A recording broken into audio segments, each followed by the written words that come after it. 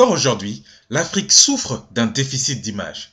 L'imaginaire médiatique a construit une vision de l'Afrique limitée à la guerre, les maladies, la famine ou encore sa faune riche et sauvage.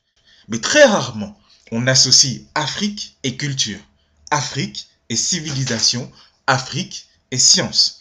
Et si je vous disais que l'Afrique, c'est aussi des cultures différentes, des idées et surtout des sciences également.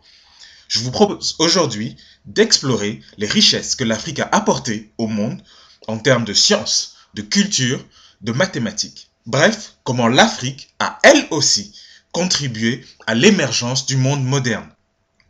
Dès l'époque antique des grands empires, l'Afrique va apporter une contribution incontestable au progrès scientifique, notamment par la recherche mathématique.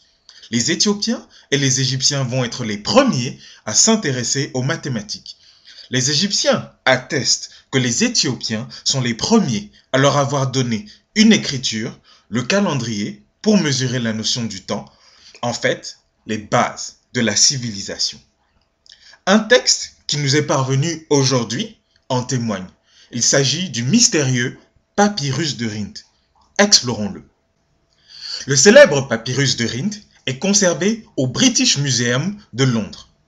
En 1858, Alexander Henry Rhind, un avocat écossais et égyptologue, achète à un antiquaire de Luxor un papyrus, récemment découvert dans un petit monument proche du Ramesséum de l'antique Thèbes, aujourd'hui Luxor.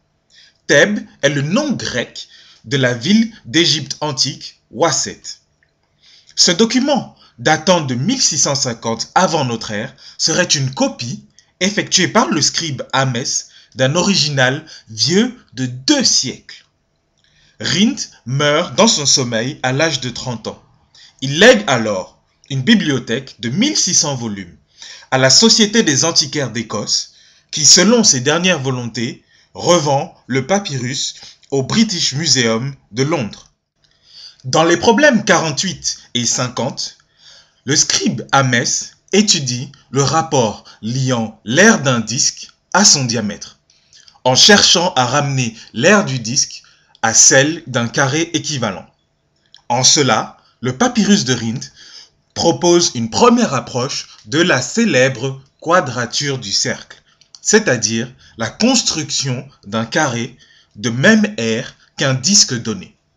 C'est seulement en 1882 que le mathématicien allemand Ferdinand von Lindemann parvint finalement à démontrer que la quadrature du cercle est impossible. Le scribe Ahmès utilise alors le carré de côté 8D sur 9, où D est le diamètre du cercle.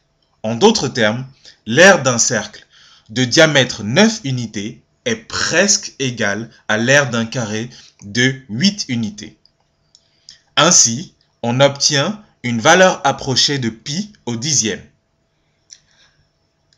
Les anciens Égyptiens avaient donc la notion du nombre pi, du calcul de l'aire d'un carré, d'un cercle et des éléments essentiels de la géométrie.